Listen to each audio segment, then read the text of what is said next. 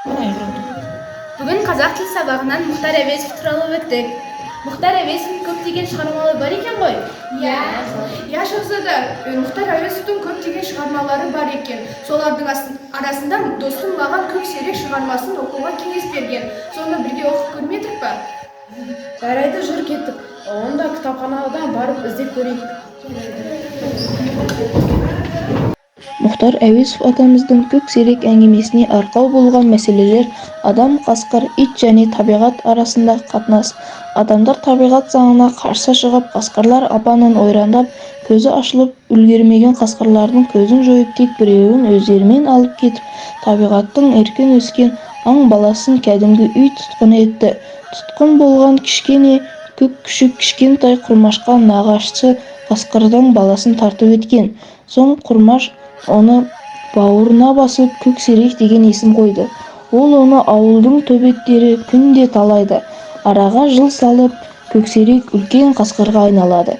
Кішкентай кезінде күн көрсетпеген, талай аузындағы тамағын тартып ішкен ауыл иттермен есеп айыра бастады. Бірақ қанша тәрбиелесе де алдына ас қойған мен көксерек ит болмады. Тамаққа тоймаған кездері талай қазандағы еттерімен дайын астарды жеп кетті.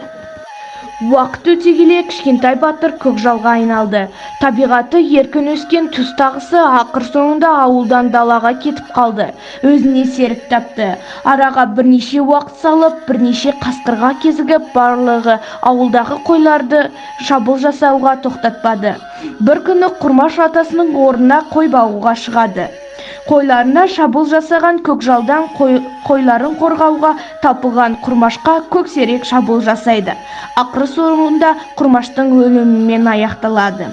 Ауыл тұрғындары әбден ашуға мінеді. Көкжалдың малды қойып адамға шабуыл жасағаны аяздай батты. Ауыл тұрғындары құрмаштың кегін алу үшін барлығы көксеректің артынан еріп жүрді. Бір кезде көксерек жүрген жерде бір адам оны бауыздап жіберді.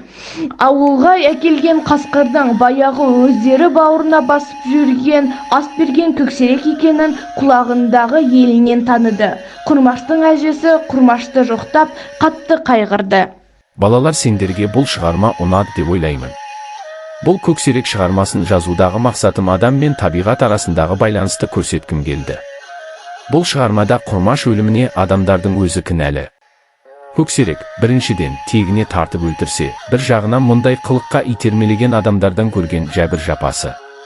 Адамдар еккенің тікен болса, орғаның балауса болмас деген сөзді ескермеген. Көксерек күшік емес, бөлтірік. Бөрі бөрлігін істейді. Қасқырдың баласын қанша асырасаң да орманға қарап ұлуын қоймайды деген ата-баба даналығына сүйеніп көксеректің табиғат заңдылығына сәйкес әрекет еткенін ескерген жөн.